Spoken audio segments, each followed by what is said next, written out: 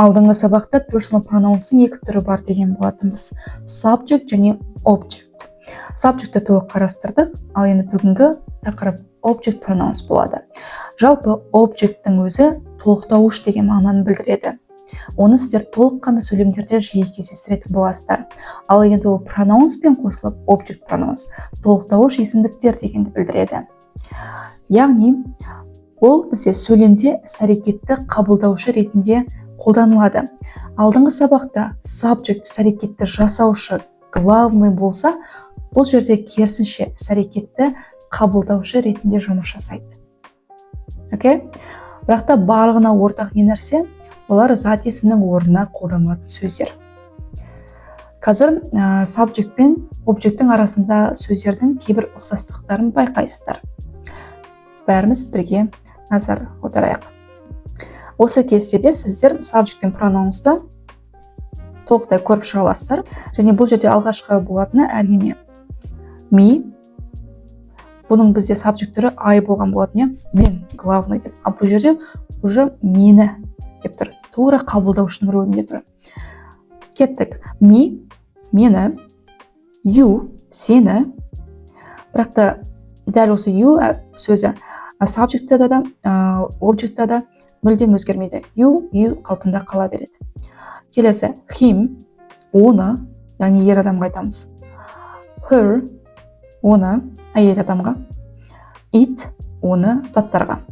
Және жануарларға. Яғни it та, subject'та да, object'та да өзгермейді. Дәл you сияқты. Екеуі бір қалыпты қалады. Келесі, us, бізді. You, сендерді. Бұл жағы түсінікті. Them, оларды.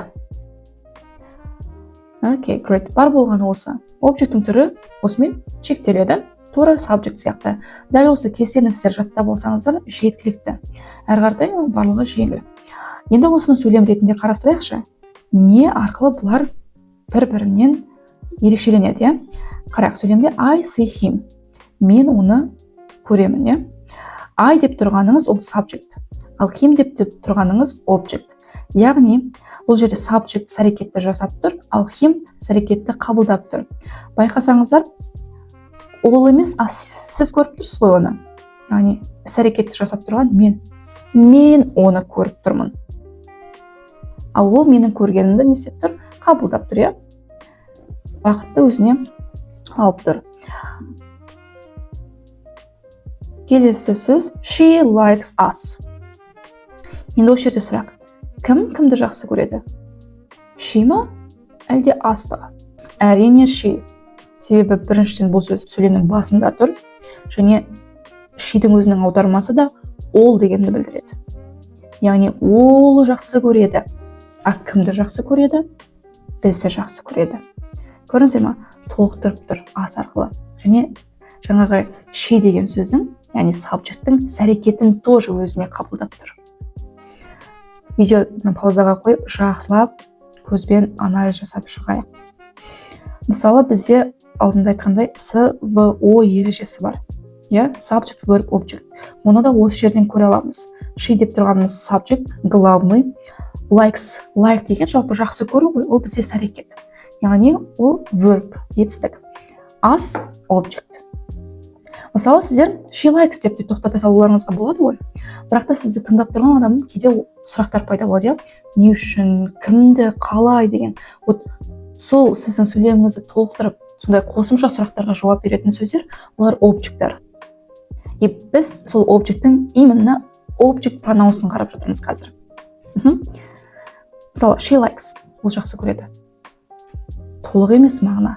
Сіз тыңдап тұрған адам міндетті түрде толықтыратын сұрақтар қояды. И SVO арқылы бізде толыққанды сөйлем шығады. Ол бізді жақсы көреді. Келесі сөйлем we invited them. Invite деген шақыру дегенді білдіреді. Бұл жерде енді мен айтпай тұрайын, паузаға қойып жақсылап қараңыз. Жауабыңыз дайын болғанда видеоны қайттан қосасыз. Жақсы. We дегеніміз subject ретінде тұр. Them object. Яғни біз оларды шақырдық. Олар біз емес, наоборот іс әрекетті біз жасап тұрмыз, главный адам біз, и біз оларды шақырдық. Ал олар не істеп тұр? Жай ғана біздің шақырғанымызды қабылдап тұр. Олар қабылдаушы рөлінде тұр. Ал егер наоборот олар бізді шақырса не болады? Ол кезде сөйлем ауысады.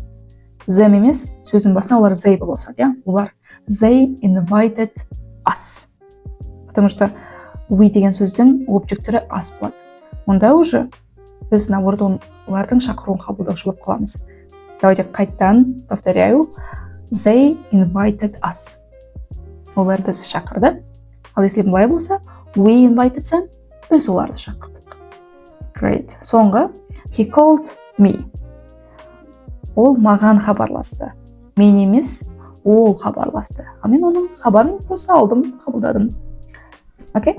Ал егер мен хабарластым дейтін болса, онда I called him болады. Енді керемет шпаргалка біз үшін мынау. Есте сақтайық, subject істейтін адам, object бұл іс әрекетті қабылдаушы. Дәл осылай жаттап алсаңыздар жеткілікті негізі. Окей? Мысалы, he called me. Түсінікті, иә? Енді жиі жіберілетін қателерге назар аударайық.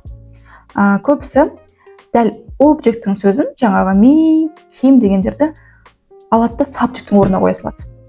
Олай болмайды. Өзі аты айтып тұрғандай object қой, ол всегда толықтырушы ретінде сөйлемнің соңында жүреді. Сол себепті оны ешқашан жаңағы object'ті сөйлемнің алдына қоймаңыздар. Тек қана соңына. Сөйлемнің басына қойғыларыңыз келсе, онда главный іс әрекетті істеуші ретінде тек қана subject'ті қоясыздар. Яғни I, you, they деген сөздер. Окей? Мысалы, me, saw him. No. Бұл жерде уже қарасаңыздар екі object болып кетеді. Me да, him да object, иә? А дұрысы I saw him. Мен оны көрдім. Кім көрді? Мен көрдім. А кімді көрдім? Оны. Келесі she called I. Екі жерге де subject'ті қойып қою. Яғни с, в, с деген сияқты. Если мен қате сөйлемді аударатын болсам, ол хабарласты мен. Қайттан ойланып қараңыз, ол хабарласты мен. Түсінікті ма? Өйткені айдың тікелей аудармасы мен. Ал енді дұрысы, she called me. Ол хабарласты маған. Маған. Көрдіңіздер ме? I мен me'дің аудармасындағы айырмашылық. Келесі, they invited we. Бұл жерде не қате? Сіздер бірінші өздеріңіз тауып көріңіздер, дұрыс жауабын содан кейін айтамын.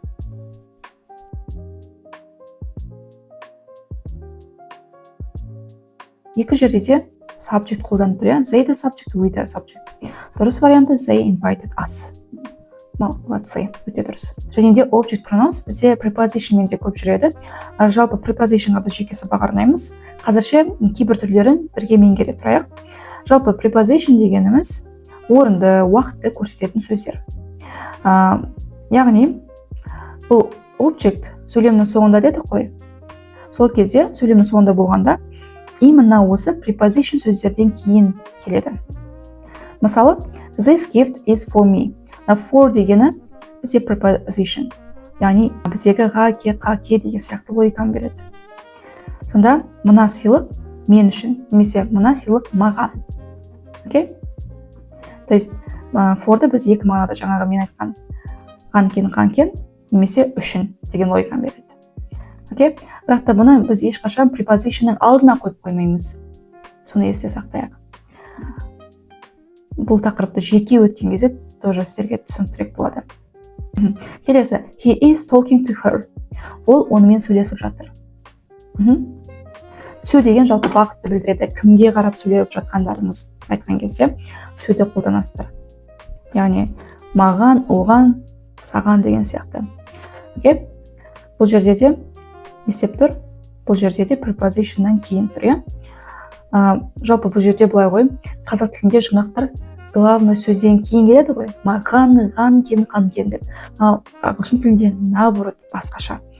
Жаңағы жұрнақ жалғалар алдында тұрады. Но зато біз не істейміз? Қан, кен деп неше түрлі сөз айтамаймыз, а бірақ ана to деген сөз жалғаймыз. Сонысымен ерекше. Сол себепті еш қиналмаймыз, өзі жақтайтын бірақ ереже мынау болды осы. Яғни ол оған сөйлеп жатыр. Кімге? Оған деген логикада, иә. Яғни осындай to, in, on деген сияқты сөздер көп, prepositionның сөздері. Вот соларды көретін болсаңыз, және object pronounsты айтқыларыңыз келсе, оны, мені дегендерді, онда осы реттілікті сақтаған дұрыс. Жалпы ағылшын тілінде сөздердің реттілігі сақталмайтын болса, мағына да толықтай өзгеріп кетеді, дұрыс болмай қалады. Жалпы мына сөйлемге толықтай анализ жасап шығыңыздар. Жаңағы алдыңғы сөздердің барлығын асықпай. Ал біздің сабағымыз осымен аяқталды. Біз қателерді де қарадық, сөйлемдердегі мысалдарды да қарадық. Және енді сіздің жеке жұмысыңыз қалды. Егерде қандай да бір нәрсе түсініксіз болса, сабақта қайта көреміз. Және мұғалімнен сұрақтарыңызға жауап сұрай аласыздар.